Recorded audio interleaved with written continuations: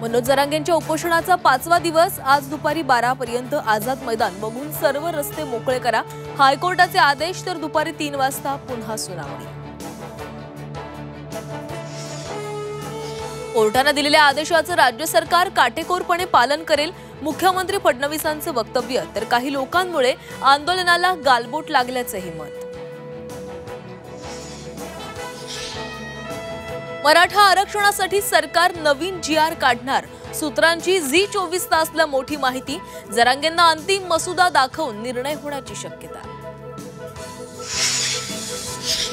आरक्षणासाठी आलेल्या आंदोलकांची जीवाची मुंबई, काही ठिकाणी हुल्लडबाजांचा शिरकाव, महिला पत्रकारांना त्रास दिल्याच्याही तक्रारी। तर सरकारच हुल्लडबाज, जरांगेंचा आरोप।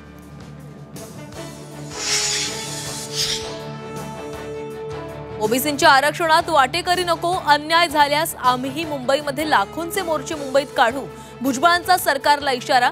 तर मराठा कुणबी एकच, जरांगेंचा पुनरुच्चार।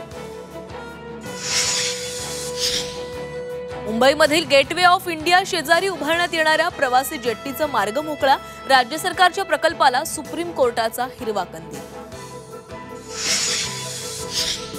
शाहरुख खानची मुलगी सुहाना अडचणीत, अलिबागमध्ये परवानगीविना जमीन खरेदीची चौकशी सुरू, 2 दिवसात वस्तुनिष्ठ अहवाल सादर करण्याचे तहसीलदारांना आदेश।